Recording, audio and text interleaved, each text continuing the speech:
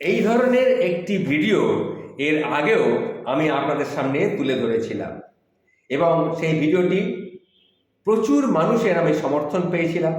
তারা উৎসাহ দিয়েছিলেন এইরকম ভিডিও আরও বানাবার জন্যে।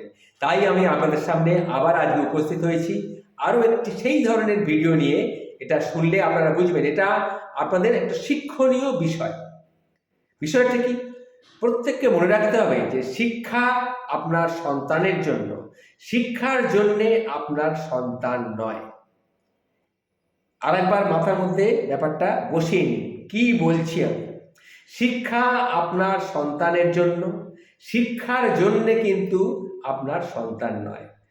মনে রাখবেন প্রত্যেকটা শিশুর মধ্যেই কিছু না কিছু স্পেশালিটি থাকতে বাধ্য, আছেই, থাকবেই।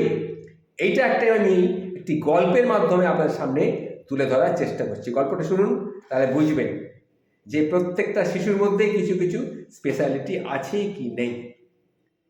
জঙ্গলের রাজা বাঘ ঢাকঢোল পিটিয়ে জানালো যে কোনো শিশুকে নিরক্ষর রাখা চলবে না, সবার জন্য যথাযথ শিক্ষা সুনিশ্চিত করতে হবে। সব ছেলে মেয়েদের স্কুলে পাঠাতে হবে, পড়াশোনা শেষ হলে সবাইকে সার্টিফিকেট দেওয়া হবে। তা সব বাচ্চারা স্কুলে অ্যাডমিশন নিল। রাজামশাইয়ের পার্সোনাল স্কুল, সেখানে সবাইকে যথাযথ শিক্ষা দেওয়া হবে। শুরু হলো সর্বশিক্ষা অভিযান। প্রথমে হাতির কথা বলি। হাতির বাচ্চা স্কুলে এলো, সঙ্গে বাঁদর, মাছ, কচ্ছপ, বিড়াল, উট, জিরাফ সবার বাচ্চাও স্কুলে গেল। মহা ধুমধাম করে পড়াশোনা শুরু হলো। ফার্স্ট ইউনিট টেস্ট হবার পর দেখা গেল হাতির বাচ্চা ফেল। কোন সাবজেক্টে ফেল? না, হাতির বাচ্চা গাছে ওঠা সাবজেক্টে ফেল করেছে। হাতি মহা দুশ্চিন্তায় পড়ে গেল, মহা চিন্তায় পড়ে গেল, তার ছেলে ফেল, এটা কি মেনে নেওয়া যায়? শুরু হলো খোঁজাখুঁজি, ভালো টিউটর পেতে হবে। সন্তানের শিক্ষার ব্যাপারে কোনো রকম কম্প্রোমাইজ করা যাবে না। হাতির এখন একটাই টেনশন, যেভাবেই হোক তার ছেলেকে গাছে চড়া শেখাতেই হবে। গাছে ওঠা সাবজেক্টে তাকে টপ হতে হবে, টপার হতে হবে। যাই হোক, ফার্স্ট সেশন অতিক্রান্ত, ফাইনাল রেজাল্ট আউট হলো। তখন দেখা গেল হাতি, উট, জিরাফ, মাছ এদের সবার বাচ্চা ফেল করেছে। শুধু একমাত্র বাঁদরের বাচ্চা ফার্স্ট হয়েছে, টপার হয়েছে। প্রকাশ্য মঞ্চে বিভিন্ন গেস্টদের আমন্ত্রণ করে বিরাট অনুষ্ঠানের আয়োজন করা হয়েছে। সেখানে টপার হিসাবে বাঁদরের বাচ্চার গলায় মেডেল পরিয়ে দেওয়া হলো। বাঁদর আনন্দে আত্মহারা, তার ছেলে টপার হয়েছে। এগাছ ওগাছ করে লাফিয়ে সে লাফালাফি করে বেড়াচ্ছে। সুতরাং হাতি, উট, জিরাফ এরা সবাই চূড়ান্ত অপমানিত হলো। নিজ সন্তানকে তারা পেটাতে শুরু করলো। এত টিউশন, এত খরচ করে তারপরও এরকম চূড়ান্ত অসম্মান, এটা তারা কিছুতেই মেনে নিতে পারলো না। ফাঁকিবাজ, তারা বলতে লাগলো, ফাঁকিবাজ, এত চেষ্টা করেও তোদের গাছে তোরা আমি শেখাতে পারলাম না, নিকম্মা কথাকার। দেখ বাঁদরের বাচ্চার কাছে শেখ কিভাবে গাছে চড়তে হয়, শেখ। ফেল কিন্তু মাছের ছেলেও হয়েছে। সে প্রত্যেকটা সাবজেক্টে ফেল, শুধুমাত্র সাঁতার কাটা ছাড়া। প্রিন্সিপাল বলল, আপনার সন্তানের অ্যাটেন্ডেন্স প্রবলেম, 5 মিনিটের বেশি সে ক্লাসে থাকতেই পারে না। মাছ তখন নিজের সন্তানের দিকে খুব রেগে মেগে বললেন, তাকিয়ে রইলেন। তখন বাচ্চাটা বলল, মা গো, আমি যে দম নিতে পারি না, ভীষণ কষ্ট হয়। জলের মধ্যে কোনো স্কুল যদি থাকে তাহলে সেটার ব্যবস্থা করে, আমাকে জলের ওপরে উঠতেই হয় দম নেবার জন্যে। তাই আমি মাঝেই জলের ওপরে উঠি দম নেবার জন্য, নিঃশ্বাস নেবার জন্য। চুপ বেয়াদব, এত ভালো স্কুল আর কোথাও খুঁজে পাবি না, পড়াশোনা বন্ধে, স্কুল নিয়ে তোকে ভাবতে হবে না। ঠিক এইভাবেই উট, জিরাফ নিজের বাচ্চাদের পিটুনি দিতে বাড়িতে নিয়ে যাচ্ছে। রাস্তায় তাদের সঙ্গে একটা শিয়ালের দেখা হলো। শিয়াল বলল, আহা, করো কি, তোমরা বাচ্চাগুলোকে মারছো কেন? তখন উট বলল, মেরেই ফেলবো কে, আমার মান সম্মান কিছুই বজায় রাখলো না। আরে কি হয়েছে সেটা বলবে তো। তখন হাতি বলল, এত বড় শরীর নিয়ে গাছে চড়তে পারলো না, দেখছে বাঁদরের ছেলে কিরকম এগাছ ওগাছ করে লাফালাফি করে টপার হয়ে গেল, মান ইজ্জত আমাদের কিছু থাকলো বলো? একথা শুনে শিয়াল এই ব্যাপার। আচ্ছা বলো তো, তোমরা মানে হাতি, উট, জিরাফ, তোমরা কি গাছে চড়তে পারো?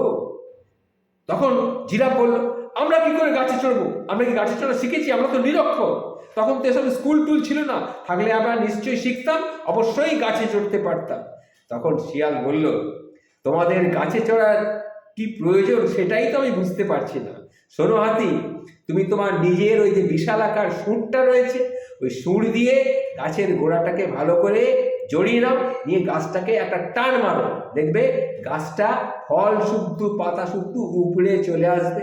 এবার তুমি যত পারো ফল খাও, যত পারো গাছ খাও, কোনো অসুবিধা নেই।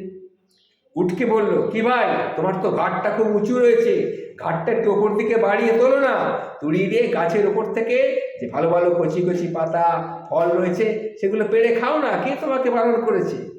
আর শোনো মাছ, তোমাকে বলছি, তোমার সন্তানকে নদীর স্কুলে ভর্তি করে দাও, ওকে মন ভরে সাঁতার কাটতে শেখাও, দেখবে একদিন তোমার ছেলে নদী অতিক্রম করে সমুদ্রে পাড়ি দেবে, 7 সমুদ্র পার করে দিয়ে তোমার নাম উজ্জ্বল করে দেবে। ওকে রাজার স্কুলে মোটেই পাঠিও না, ও কিন্তু তাহলে বাঁচবেই না, একেবারেই মরে যাবে। এই যে গল্পটি আপনাদের সামনে তুলে ধরলাম, বুঝতেই পারছেন এটা একটি অত্যন্ত শিক্ষামূলক গল্প, অর্থাৎ পশুদের সর্বশিক্ষা অভিযান, এটা নিয়েই আমি বললাম। এখানে মনে রাখতে হবে, ওই যে আগের প্রথমে বলেছিলাম, শিক্ষা সন্তানের জন্যে, কিন্তু শিক্ষার জন্যে আপনার সন্তান নয়। এটা আমি আবার রিপিট করলাম, প্রত্যেকটা শিশুর মধ্যেই কিছু না কিছু স্পেশালিটি রয়েছে। আমাদের দায়িত্ব হলো সেটা খুঁজে বের করা, তাকে সঠিক পথ দেখিয়ে দেওয়া, তাহলেই দেখবেন সে নিজের গন্তব্যটা ঠিক খুঁজে নেবে। হাতির বাচ্চাকে জোর করে গাছে চড়াতে যাবেন না, মনে রাখবেন মাছের বাচ্চা জলবিহীন স্কুলে গেলে দম ফেটে মারা যাবে। শিক্ষা দীক্ষা, খেলাধুলা, নাচ গান, শিল্পকলা, অভিনয়, ব্যবসা, যে কোনো ক্ষেত্রেই হোক, সন্তানের প্রতিভার মূল্যায়ন করে নিন আগে, ওদের ইচ্ছাগুলোকে চিনে নিন, তারপরে তাদের প্রতিভার মূল্যটা দিন।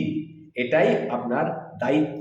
সন্তানকে সদাচরণ, নৈতিকতা, মূল্যবোধ এবং মানবতার শিক্ষা দেওয়া অত্যন্ত প্রয়োজন। ভিডিওটা আপনাদের সামনে আমি অন্যভাবে, এই ধরনের একটা ভিডিও আগেও আমি বলেছিলাম আপনাদের সামনে, কিভাবে সন্তানকে মানুষ করবেন, সন্তানকে তৈরি করবেন, সেই ধরনের একটি ভিডিও গল্পের মাধ্যমে আবার আপনাদের সামনে তুলে ধরলাম। যদি ভালো লেগে থাকে, যদি মনে করেন যে এটা সত্যি একটা শিক্ষণীয় ভিডিও, তাহলে সবার কাছে প্রচার করুন। ভালো থাকবেন, নমস্কার।